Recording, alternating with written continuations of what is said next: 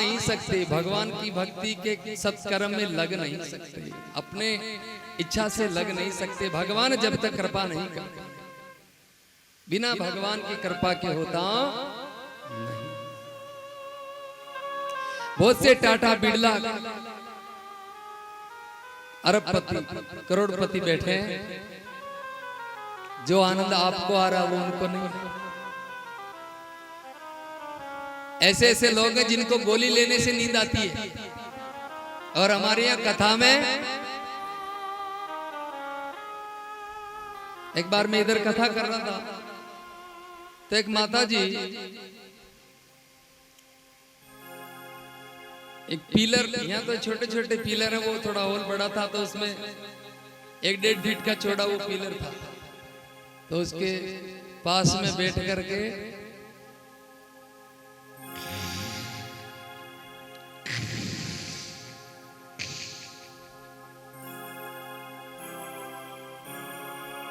कथा पूरी हुई। तो फिर मैंने पूछा, माता जी आप ये कथा में ध्यान रखना चाहिए 2 चीज का। ये कथा भगवान की कथा है। ये कुंभकर्ण को जब मारा ना, तो कुंभकर्ण की पत्नी रोती हुई आई, बोले मैं अब मेरा क्या होगा, मेरे पति को तो आपने मार दिया, मैं कहां जाऊं, मैं तुम्हारा पीछा नहीं छोड़ूंगी, भगवान को बोली। तो बोले तू क्या करेगी कि जहां भी कोई कथाकार तुम्हारी कथा करेगा ना, जहां तुम्हारी कथा होगी वहां जाऊंगी मैं उस पंडाल में, और देखूंगी कौन असावधान है, उसकी गर्दन तोड़ूंगी जाकर। सावधान की नहीं, असावधान की। हमारे रोड पे भी लिखा हुआ था ना, सावधानी घटी और सावधानी हटी और दुर्घटना घटी। मैंने कहा माता जी नींद लेने के लिए आएगा कथा में? बोले महाराज काहे बताऊं, गोलियां लेता लेता है नींद को नहीं आता, इंजेक्शन देता देता है नींद को नहीं आता, क्या कथा है ही इसी।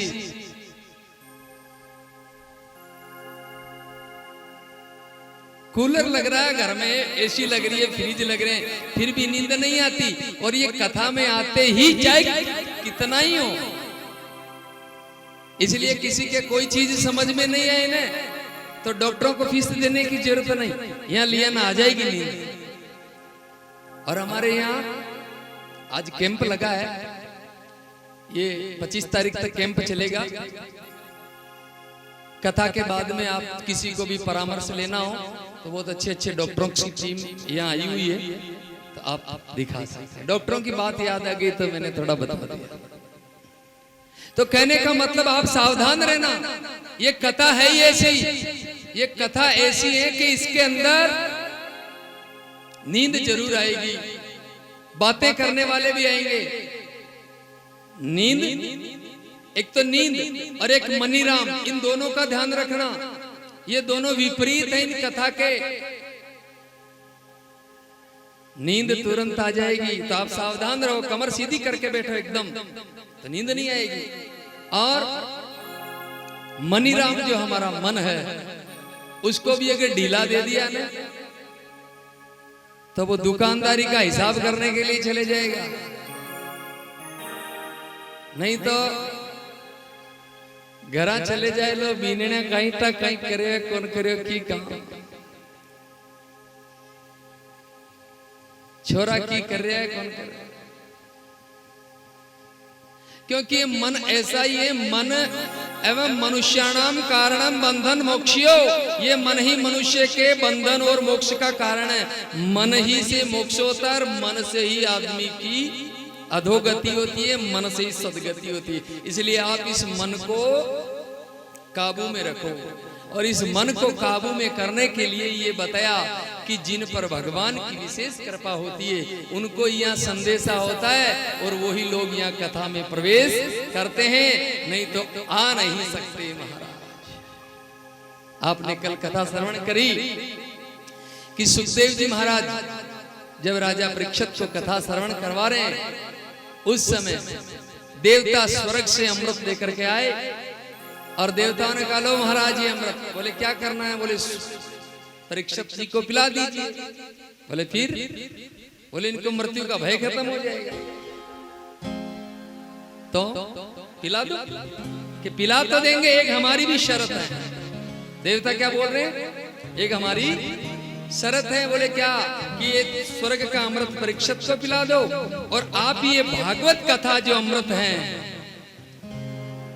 ये आप बदले में हमको दे दीजिए। सुखदेव जी महाराज ने देवताओं को भगा दिया। न ददोसी कथा अमृतम, मैं कथा अमृत नहीं दूंगा। अरे कौ काचम को मणिर महान, कहां कांच का टुकड़ा और कहां एक महान मणि। देवताओं को भी नहीं सुनाया। देवता जाकर के ब्रह्मा जी से शिकायत करते हैं। ब्रह्मा जी ने कहा, भाई देखो तो सही 7 दिन में होता क्या है। और 7 दिन में जब देखा राजा परीक्षित की मोक्ष हो जाती है, उस समय चारों ओर जय जयकार होती है भागवत महापुराण की। बोलिए भागवत महापुराण की जय हो। और सभी देवता ऋषि मुनि आए और बोले, ये भागवत इतना पावर है इसमें, इतना वजन है। तो एक ताकड़ी लाए तोलने के लिए तुला, और एक पलड़े के अंदर श्रीमद् भागवत महापुराण को रखा, और दूसरे पलड़े में जितने भी धर्म ग्रंथ थे उनको रखा। प्रिय सज्जनों, भागवत जी का पलड़ा नीचे बाहरी रहा और वो सब अधर लटक गए। तब संसार में सभी देवताओं ने, सभी ऋषि मुनियों ने कहा, मनिरे भगवद रूपम शास्त्रम भागवतम कलो। ये संसार में कलयुग में भागवत के समान कोई दूसरा कल्याण करने वाला साधन नहीं। और प्रिय सज्जनों, सोनकादि ऋषियों को सूत जी महाराज ये पावन कथा, कल हमने बताया था थोड़ा सा महात्म्य, आज वहीं से प्रारंभ कर रहे हैं कथा को, कि ये परम पावन कथा नैमिषारण्य तीर्थ में सूत जी महाराज सोनकादि 88,000 ऋषियों को सुना रहे हैं। और सुनाते सुनाते जब ये प्रसंग आए तो सूत जी महाराज ने कहा कि हे ऋषियों, श्रीमद् भागवत कथा के समान दुनिया में कोई पवित्र साधन नहीं है। इस जीव का कल्याण करने वाला तो सोनकादि ऋषियों ने पूछा, सोनक जी बड़े हैं, सूत जी उम्र में छोटे हैं, लेकिन उनको ऊपर बिठाया गया, क्योंकि ज्ञान वृद्धम, ज्ञान के अंदर वो वृद्ध हैं, ज्ञान में बड़े। और